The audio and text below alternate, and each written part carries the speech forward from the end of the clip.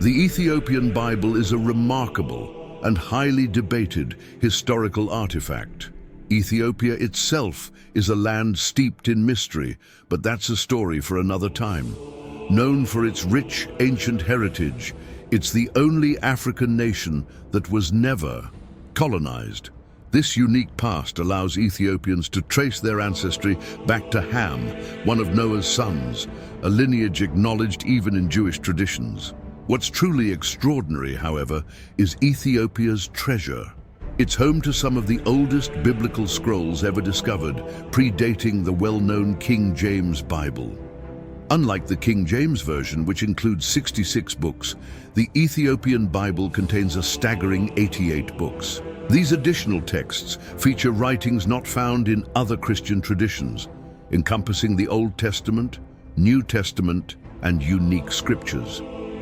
What's even more fascinating is that Ethiopia possessed these scrolls well before Christianity, formally arrived in the 4th century, suggesting that Christianity was not introduced to Ethiopia in the conventional sense. It was already deeply rooted. Since then, Ethiopia has remained a Christian nation. In the 6th century, Egyptian traveler, monk, and historian Cosmas Indicopleustes documented Ethiopia's Christian identity. He noted how Ethiopian rulers provided refuge to Christians fleeing persecution in other regions. Some Ethiopian communities have been worshipping the Christian God for over 3,500 years, making their faith and traditions some of the oldest in the world. Contrary to common belief, the oldest organized Christian body in the world is not the Catholic Church, but the Ethiopian Orthodox Church, known locally as Tewahedo. Ethiopia also possesses one of the earliest illustrated Christian books, part of the Gospels written in Ge'ez, an ancient Ethiopian language. This remarkable manuscript was discovered in 2010 in a monastery atop a mountain in Ethiopia. According to the Kebra Nagast, a sacred Ethiopian text, the biblical Queen of Sheba visited King Solomon in Jerusalem in the 10th century BC to seek his wisdom. The Bible mentions this visit, but omits an intriguing detail. They had a son named Menelik. Queen Sheba returned to Ethiopia with Menelik, who became its first emperor. In 2012, genetic studies of many Ethiopians revealed evidence supporting the story of Sheba's journey and her son's birth. These findings suggest that people from Egypt, Israel, or Syria intermingled with Ethiopians around 3,000 years ago, corroborating the ancient tale. Despite these significant credentials, the Ethiopian Bible is often overlooked and not included in the canon of holy books. Many people, even those of the same faith, are unaware of its existence. This raises an important question. Why has the Ethiopian Bible been so disregarded and hidden? Why did they ban the Ethiopian Bible? To understand this, let's take a brief history lesson. The Bible as we know it today wasn't always the same. There were many versions of different parts of the Bible and various interpretations of its messages. Originally, the Bible texts were written in Hebrew before being translated into other languages. The first major translation was by Saint Jerome, who translated the Bible from Hebrew to Latin around the year 400.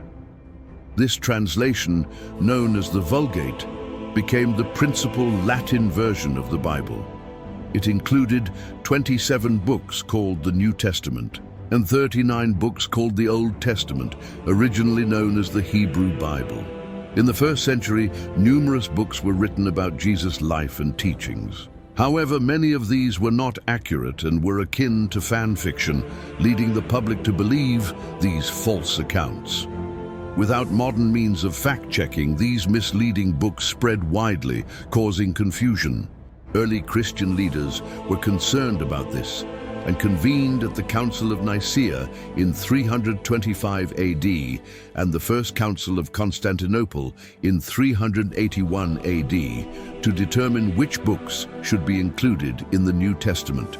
They decided that a book must have been written by one of Jesus' followers or someone who had witnessed his teachings, and it had to align with the rest of the Bible. The most significant change to the Bible occurred during the reign of King James, the serf. Despite the Vulgate being around for about 500 years, there were still many different versions of the Bible in circulation, which worried the king. He wanted a unified Bible to settle religious differences and reinforce his authority. Several priests also suggested that some existing translations were incorrect. To address this, King James commissioned 47 experts to review all the different translations. They were divided into 6 groups and worked independently for 7 years, following strict rules to avoid bias. Using various tools, they aimed to create a Bible true to the original languages. When the experts' work was reviewed and found to be consistent despite their separation, it was approved, and the King James Bible was published in 1611. Thanks to advancements in printing, this version became widely accessible.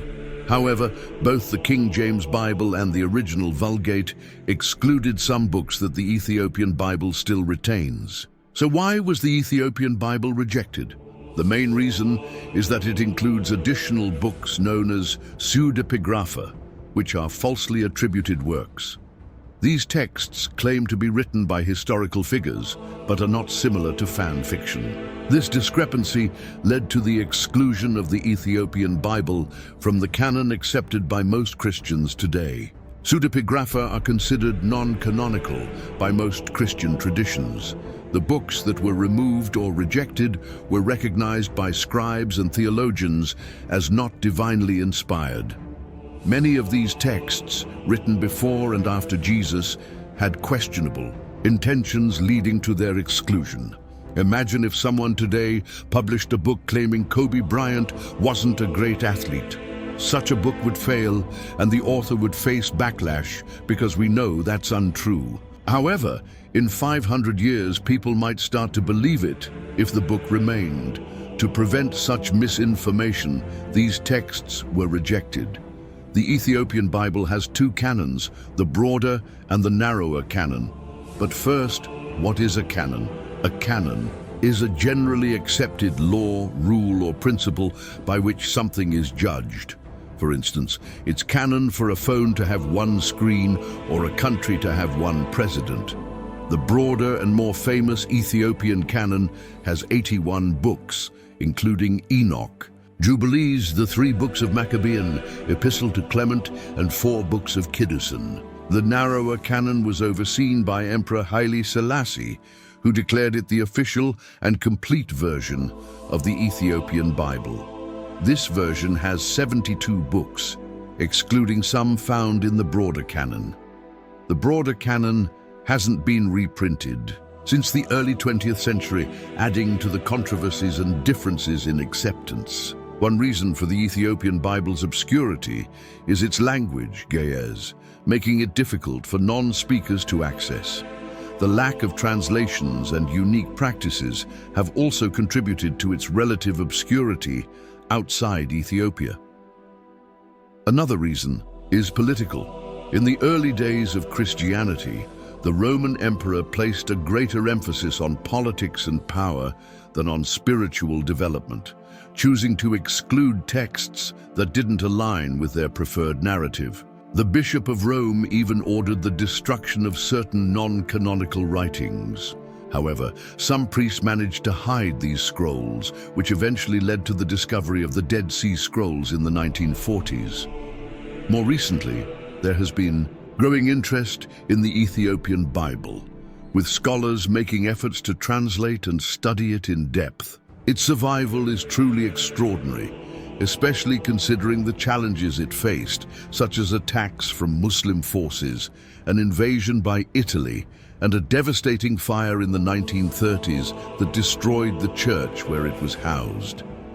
These events have only added to its intrigue and mystique. What are your thoughts on the Ethiopian Bible? Feel free to share your ideas in the comments. Thanks for watching, and we'll catch you in the next video.